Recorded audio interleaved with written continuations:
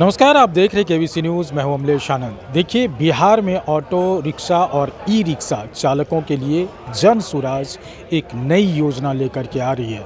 बता दें कि जन सुराज ने आज ऑटो ई रिक्शा और रिक्शा जितने भी लोग हैं एक महासंघ बनाया है जन सुराज का, और उसमें ये बताया गया है कि उनकी जो बीमा दुर्घटना होगी, दुर्घटना बीमा करवाएगा और उसका जो ईएमआई यानी किस्ती होगी वो जन सुराज भरने का काम करेगी। और साथ ही साथ बता दें कि जन सुराज ने ये भी कहा कि हमारी सरकार बनेगी तो हम सबों को ऑटो खरीद के देंगे और ताकि उनको रोज़गार मुहैया हो। क्या कुछ कह रहे हैं जन सुराज के प्रदेश अध्यक्ष मनोज भारती, जरा सुनिए। जैसा आप सब जानते हैं कि बिहार में तरह तरह से अव्यवस्था, कुव्यवस्था, भ्रष्टाचार वगैरह वगैरह बहुत प्रोमिनेंट तरीके से दिखाई देता है। ये समस्या पूरे भारत में भी है, लेकिन जो बिहार में दिखाई देता है उसका स्केल बिल्कुल अलग है। और इस मामले में हमारे जो भाई बहन, खुशी की बात है कि उसमें बहन भी हैं, जो ऑटो रिक्शा और ई रिक्शा चलाते हैं, उनको इस अव्यवस्था की मार कुछ ज्यादा ही झेलनी पड़ती है। आप सब पत्रकार भाई बंधु जानते हैं कि और आप सब ने महसूस भी किया होगा आम जिंदगी में कि बहुत समय से उन पर हो रहे जुल्म और अत्याचार के ऊपर किसी भी तरह की सरकार ने कोई ध्यान नहीं दिया है। मुझे खुशी है इस बात की कि हमारे ऑटो और ई रिक्शा चालक भाइयों बहनों से हमारी और प्रशांत जी की मुलाकात कुछ दिनों से हो रही है और ये निर्णय लिया गया है कि हम इनके साथ मिलकर इस लड़ाई में इनका साथ देंगे। और उसके तहत एक महासंघ हम लोगों ने बनाया है जिसका नाम रखा गया है जन सुराज ऑटो और ई रिक्शा चालक महासंघ बिहार। अभी जिस हालत में जन सुराज पार्टी है उसमें ही हमने इस ऑटो एवं ई रिक्शा चालक महासंघ की एक मदद की शुरुआत कर दी है। वो कैसे? 1 lakh auto and e rickshaw चालकों को जन सुराज पार्टी निःशुल्क दुर्घटना बीमा करवाने का जिम्मा लेती है। वो अभी से ही, मतलब सरकार में चुनाव आए या ना आए, हम सरकार में आए या ना आए, इससे अंतर आए बिना हम अभी से ही इनको ये दुर्घटना बीमा देने की शुरुआत करें। इसकी शुरुआत हमने कर दी है।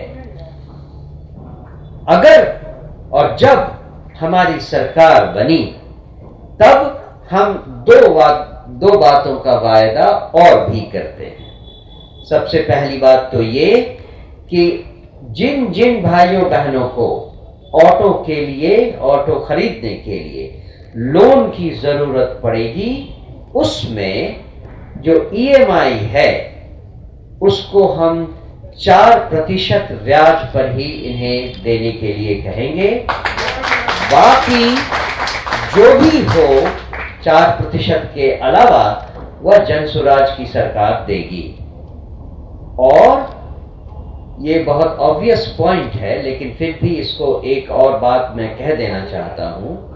जन सुराज ने जनरली ये वादा किया है कि अगर और जब हमारी सरकार बनी तो भ्रष्टाचार मुक्त समाज बिहार में लाएंगे। तो आपने सुना प्रदेश अध्यक्ष मनोज भारती ने जिस हिसाब से ऑटो रिक्शा, पूरे बिहार के ऑटो रिक्शा को एकत्रित करने का एक अभियान छेड़ा है, चूँकि जनसुराज पूरी जोर लगा रही है कि 2025 की चुनाव में जनसुराज अपना स्थान बनाएगा और ये वोट की एक बड़ी कूटनीति कह सकते हैं जो ऑटो रिक्शा चालक को एकत्रित करने का जनसुराज काम कर रहा है। साथ ही साथ भ्रष्टाचार पर भी कुराड़ा प्रहार किया है प्रशांत किशोर के पार्टी के तरफ से इन्होंने मनोज भारती ने, और कहा कि जिस तरह से बिहार में भ्रष्टाचार है जिसके कारण बेरोजगारी बढ़ती जा रही है, इन तमाम चीज़ को लेकर के जनसुराज जब आएगी तो ऑटो रिक्शा वाले के कल्याण का हम काम करेंगे। इनमें मजदूर दिवस के मौके पर मुझे सबसे बड़ी खुशी और पहली खुशी हुई थी जब जनसुराज पार्टी ने ऑटो का नाम लिया। आज तक हम उपेक्षित हैं, आज तक हमारे वोटों की कोई कीमत नहीं है, हमारी वोटों की कोई गिनती नहीं है और समाज में हम दोयम दर्जे की जिंदगी जीने को विवश है।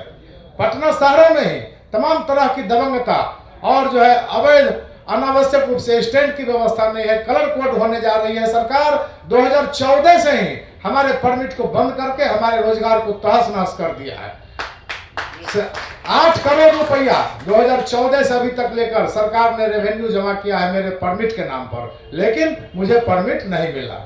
अभी पहले पाव 40,000 ऑटो रिक्शा है, अब 20,000 सरकार भगाने जा रही है कि 20,000 चलेगा। आप जब परमिट नहीं दे रहे हैं और जो है ये सिस्टम नहीं लागू किए हैं तो पुलिस को फोटो क्यों खिंचवाते हैं? हमारे स्टैंड नहीं है, वो पुलिस पीछे से फोटो दौड़ते खींचता है। क्या आप लोग अनुभव किए हैं? क्या आपको इससे सामना पड़ा है पुलिस के फोटो से? क्या आपको फाइन हुआ है? तो क्या वो सही है या गलत है? तो ये मित्रों, हम लोग जिस दलान पे अभी बैठे हैं, मैं 7 साल CPM में रहा, 7 साल माले में रहा और अपनी जो है तत्परता से गरीब मजलूमों की सेवा के लिए अपने आप को समर्पित कर देना चाहता हूं। इसीलिए मैंने माले पार्टी से सादर निवेदन करके एक लंबी छलांग लगाने की जो है कोशिश की है और उसका मुख्य प्लेटफॉर्म ये जनसुराज हमें देने जा रहा है। इसीलिए मित्रों, हमारा जो व्यू है, हमारा जो टारगेट है, हमारा जो मिशन है कि हम सिर्फ अपनी तकलीफों की रोना नहीं रोएंगे, हम इस सरकार के तख्तो ताज को बदलने के लिए बैठे हैं, न कि अपना ऑटो परमिट और अवैध वसूली के लिए बैठे हैं। हम इस सरकार को बदल देना चाहते हैं। अमलेश आनंद, KBC न्यूज़, पटना।